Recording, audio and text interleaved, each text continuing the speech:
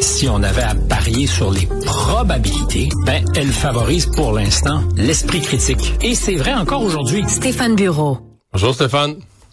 Salut Mario. Mickey Mouse plie mais ne casse pas. He's back! Jimmy Kimmel va être de retour à l'antenne ce soir à ABC. Évidemment, tu fais référence en creux à ce que depuis longtemps, Disney, l'empire de Mickey Mouse, est montré du doigt par les forces MAGA, par Donald Trump et par le mouvement conservateur comme étant le groupe woke par excellence, et il se trouve qu'ils sont aussi les propriétaires d'ABC et donc produisent le show, le Late Show de Jimmy Kimmel. Alors, ils ont eu des conversations en profondeur et réfléchies avec leur animateur et estiment qu'il est possible aujourd'hui de lui redonner l'antenne. Ça sera donc ce soir, fin de soirée. Et à ma surprise, sinon, à ma plus grande consternation, je constate que depuis une semaine, il y a eu unanimité au Québec comme aux États-Unis pour dénoncer la censure et pour parler de liberté d'expression. Pourtant, il y a bien de ces gens, chez nous comme ailleurs, que je n'ai pas entendu, qui étaient silencieux pendant de nombreuses années. Et je donnerai l'exemple qui fait le plus mal et qui est évidemment celui dont on dira il est mal choisi. Mais quand Donald Trump, président des États-Unis en janvier 2021, dans des circonstances effectivement qui sont difficiles pour l'Amérique, c'est après l'affaire du Congrès, se fait retirer sa plateforme à Twitter. Il y a personne ou très peu de gens qui montent au créneau pour dire il y a un problème de liberté d'expression. Au contraire, on applaudit, on dit il est temps qu'on retire ce mégaphone à ce fou dangereux. Et je pense que la question se posait à ce moment-là. Twitter avait le droit, comme ABC d'ailleurs, ce sont des entreprises qui ont le droit de décider qu'une chose ou l'autre sur sa plateforme est recevable. Mais je dirais que dans le cas de Twitter à l'époque, ils n'avaient pas le gouvernement en face d'eux qui faisait des menaces. Une décision d'affaires qu'ils ont prise. Dans le cas d'ABC, alors on découvrira peut-être que c'est une décision d'affaires qu'ABC a prise. C'est ça, André la pose la question, là, présentement, on l'a vu passer à l'écran. Est-ce que, par exemple, est-ce que le nombre d'abonnements, il demande est-ce que les abonnements Disney fondaient comme neige au soleil? Est-ce que les abonnements Disney, parce que Disney gagne quand même sa vie, là, on a à plaire au public, là, je veux dire, à faire, à divertir les gens, à les rendre heureux. Et le virage woke, je sais pas si tu te rappelles de cette conversation. Ça leur a coûté cher. Ça leur a coûté cher en bourse, là. Avait mis la main sur un enregistrement du comité de direction de Disney, je pense que c'était en 2022, je dis ça de mémoire, où on entend la patronne des studios dire pour nous, la barre, c'est 50% à l'écran de représentation LGBTQ+, ou de minorités visibles. C'est un choix. ABC peut faire comme ils le veulent. Encore une fois, j'ai même pas d'ironie. Tu as le droit de faire ce que tu veux, mais ça veut pas dire que tout le monde va acheter ton produit derrière. Mais il y a une phrase désormais célèbre aux États-Unis, go woke, go broke. C'est-à-dire que si les compagnies qui ont voulu jouer la carte woke à côté, là, oui, ils ont plus une clientèle restreinte, mais ils ont perdu le grand public, puis ils ont perdu de l'argent. Disney, là, je pense quand ça a sorti cette histoire-là, l'action était comme à 200$, puis elle a fini à 90$, là. Oui, elle a de la difficulté à remonter. Et les parcs ont été boycottés, qui sont un gros morceau de l'équation pour Disney. Ça rapporte beaucoup d'argent, ces parcs, et ils ont été boycottés. Ça veut pas dire qu'ils ont été abandonnés. Il y a toujours un marché. D'ailleurs, il faut être assez riche pour aller dans un parc Disney aujourd'hui.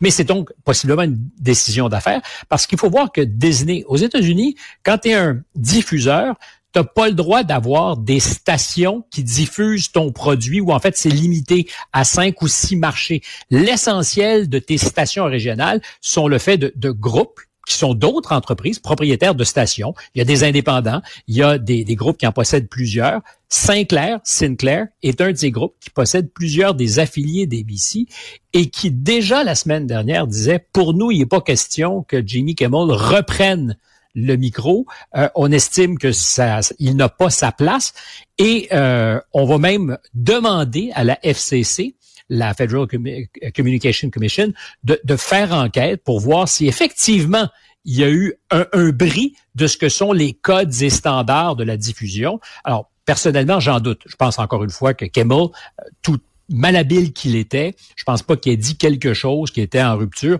avec les standards qui sont ceux des diffuseurs. Mais Sinclair dit aujourd'hui, nous, on le veut pas. Et dans ce cas-ci, parce que là, je pense que si t'es propriétaire de stations dans les États-Unis, régions rurales, des États qui votent Trump à 75%, je veux dire, pour ta station locale, le retour de Kimmel, c'est pas une bonne nouvelle, là. C'est pas une bonne nouvelle, puis c'était pas une bonne nouvelle d'un point de vue des affaires, c'est-à-dire que quand tu es un propriétaire de station régionale, tu vends aussi des annonces de pneus, du garage du coin, de l'épicerie. Qui lui vote Trump à deux mains, c'est ça là. Exact. Une partie de ton assiette publicitaire, il y a des annonces dites nationales, puis il y a des annonces qui sont dans ton marché, puis tu veux un produit qui fonctionne. Kimmel était un produit déliquescent. Il était à plus ou moins, je pense, là, 1,9 million en janvier dernier, 1,1 million au début septembre. Il n'est pas le seul. C'est une tendance qui est vérifiable sur à peu près toutes les antennes et tous les shows de fin de soirée. Et je reviens au calcul politique de Donald Trump, qui s'en est pris, évidemment, virulemment à Kimmel, comme il l'a fait avec Stephen Colbert. Son droit le plus strict, ça flatte dans le sens du poil sa base électorale. Ce sont des gens qui sont en tabourette de se voir humiliés, traités de la sorte dans ces plateformes qui, disons-le, sont plutôt bien pensantes, progressistes, adjacents woke. Oui, c'est le droit des réseaux de télévision. Ils peuvent choisir de faire ça. Puis, il y a pour bien des gens, Colbert, c'est une voix essentielle. J'en disconviens pas. Mais le calcul de les montrer du doigt puis dire, si vous vous fermez pas la gueule, on va vous envoyer nos censeurs. Je pense que c'est un très mauvais calcul parce que sur le front essentiel de la liberté d'expression, c'est une menace qui est intolérable. Puis deuxièmement, ils en font des martyrs de la liberté d'expression et jamais j'aurais imaginé qu'un gars comme Kimmel puisse devenir le martyr de la liberté d'expression. Il va tripler ses codes d'écoute à soir, peut-être plus. Il va avoir ses meilleurs codes depuis une couple d'années. On va vouloir entendre ce qu'il a à dire et comment il va expliquer ce qui s'est passé, puis quelles ont été ces thoughtful conversations avec la direction de ABC. Oui. Hey, provocation de la Russie, là, ces incursions d'avions russes chez les voisins. Là, même quoi, l'aéroport de Copenhague qui a dû fermer temporairement? Oui, c'était hier. 3 drones que les autorités disent avoir été pilotés par quelqu'un de très compétent, 2 ou 3 drones non identifiés dans le ciel du Danemark, près de Copenhague, suffisamment pour que l'aéroport là-bas soit fermé pendant quelques heures. Alors, on ne sait pas de quoi il s'agit, de qui il s'agit, mais il y a en ce moment, je t'en parlais en ouverture d'émission hier matin, une espèce de bruit très concerté dans les pays de l'OTAN, particulièrement quand ils sont Pologne, Estonie, peut-être Danemark maintenant, Roumanie. Alors, je reviens à ce que je te disais parce que je pense que ça compte. Ce genre de provocation, on verra donc si c'est avéré. Est-ce qu'on retrouvera le fameux drone? Est-ce qu'on pourra faire la démonstration que ce sont les Russes ou de leurs affidés qui sont derrière ça? Mais moi, il y a 10 jours, 15 jours, je me rappelle, c'est Reuters qui a eu le scoop. Puis ça a un petit peu circulé ici en Europe de ce qu'il y avait eu au plus haut niveau des rencontres entre le Pentagone, des représentants du Pentagone, et les représentants de la défense dans les pays baltes. Ces 3 petits pays, Lituanie, Estonie, Lettonie, qui sont en bordure de l'Empire, proches du Bélarus, pour les informer que stratégiquement, les États-Unis allaient désinvestir. Et c'est un pivot, on en parle depuis que Trump est au pouvoir. Il y a une volonté très clairement marquée des Américains de dire la défense européenne, si elle est précieuse pour vous, faites vos efforts. Ce que les pays baltes, par ailleurs, font avec de petits moyens. Ce sont des pays comme le Québec. Fait que même si tu dépenses 4% de ton budget en défense, ce qui est très, très, très élevé, ça reste que c'est peanuts, c'est pas beaucoup. Et sans les Américains, sans les Européens, d'ailleurs, une partie de la défense aérienne de ces pays est le fait de chasseurs qui viennent d'autres pays, des Pays-Bas et d'ailleurs. Donc, les pays baltes se sont fait dire, on va nous commencer à pivoter, donc pensez de votre côté à ce que sera la solution. Et alors, corrélation n'est pas causation. Mais depuis, et les Européens ont très mal réagi, et les Européens, ils bluffent. Ils parlent d'augmenter la réponse à la Russie en Ukraine, de déployer des moyens, mais ils sont à bout de moyens. Financièrement, on le voit sur les marchés, on en parle souvent, et en matière de défense aussi. Donc, sans les Américains, qui sont eux aussi, d'une certaine manière, un peu à bout de ressources, sans les Américains, la menace face à la Russie n'est pas très opérante. Et là, tu découvres, depuis 2-3 semaines, que toutes sortes d'incidents se multiplient. Alors, est-ce que les Russes ont choisi peut-être d'enfoncer un autre clou dans leur éventuel cercueil en disant « on va en profiter pour aller les écœurer » ou est-ce qu'il y a deux choses qui peuvent être compatibles, des opérations que les Russes ou d'autres faisaient dans le passé, parce que par exemple pour l'Estonie, c'était la 4e fois cette année. On disait que la différence, c'est que les MiG étaient restés plus longtemps dans l'espace aérien. Alors pourquoi l'OTAN en ce moment, puis je peux très bien comprendre, et les Européens sont plus bruyants. Et là, on menace, parce qu'ils ont invoqué l'article 4 de l'OTAN, c'est-à-dire la nécessité de se concerter, mais pas de réagir. C'est comme la pré-clause 5, où on dit si on est attaqué, on riposte. Alors là, il y a vraiment la Pologne qui a dit hier, la prochaine fois qu'un avion russe est détecté dans notre espace aérien, on l'abat.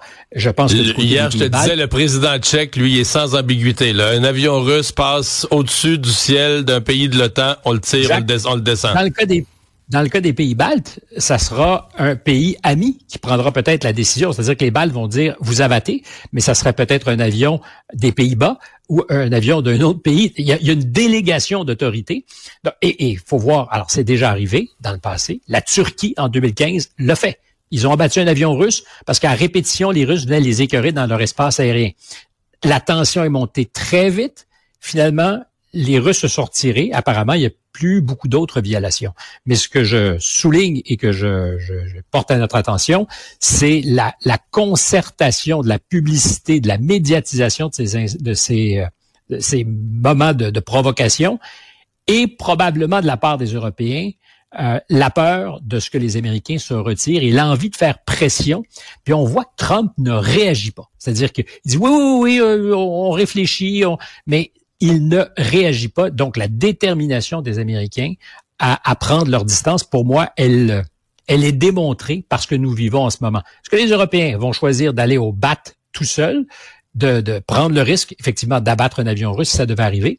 Est-ce que ça serait, de leur point de vue, même une affaire qui serait presque positive dans la mesure où ça créerait une crise qui forcerait les Américains?